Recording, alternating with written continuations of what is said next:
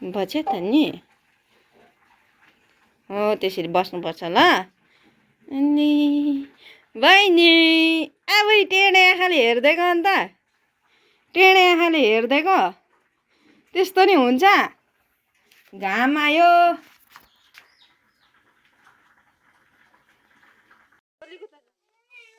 बहिनीको मात्रै ल खुट्टाले देखाउनु तपाईको चितुवाकोहरू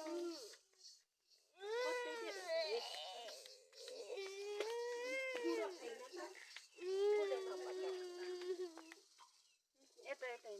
यता यता हिँड्न अन्त हिँड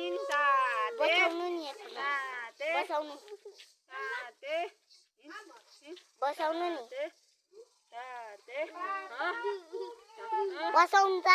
त अहिले बसाउनु होइन हिँडाउनु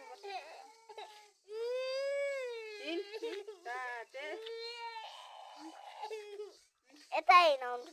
तल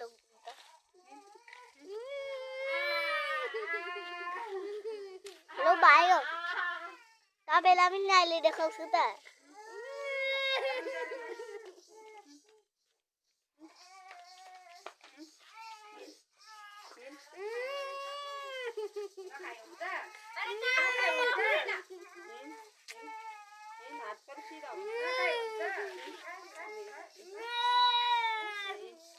भयो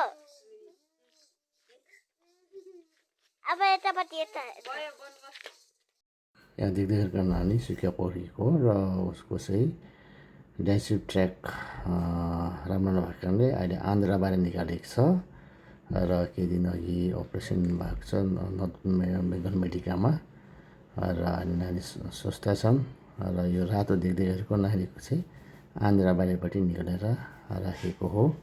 र केही दिन अघि उसको फेरि उपचार भइसकेको छ धन्यवाद सर नमस्ते मेरो छोरीको चाहिँ हेर्नुहोस् न हड्डी यसरी निस्किएको छ हो हड्डी चाहिँ यस्तो छ अनि यो चाहिँ यस्तो छ यो चुचो निस्किएको छ यहाँनिर चाहिँ एक्सरे गर्दा पनि ठिकै देखायो अनि पछाडिपट्टि चाहिँ यस्तो भएको छ ढाडी हेर्नुहोस् न यो मेरुदण्ड चाहिँ बाङ्गो भएको छ त्यसले गर्दा चाहिँ डक्टर देखाउँदाखेरि चाहिँ अपरेसन गर्नुपर्छ भन्नुभएको थियो उसको जन्मै यस्तो भएको थियो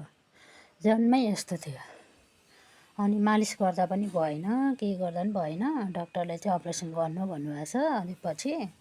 अनि नानी चाहिँ 6 पुगेर 7 मा लाग्न आँट्यो अनि यस्तो छ हेर्नुहोस् न यो ढाडहरू अनि उभिनु चाहिँ उभिन्छ बस्नु चाहिँ सक्दैन हो अनि समस्या चाहिँ यस्तै भएकोले गर्दा चाहिँ अनि कतै तपाईँहरूसँग केही उपचार छ कि भनेर सोधेको नि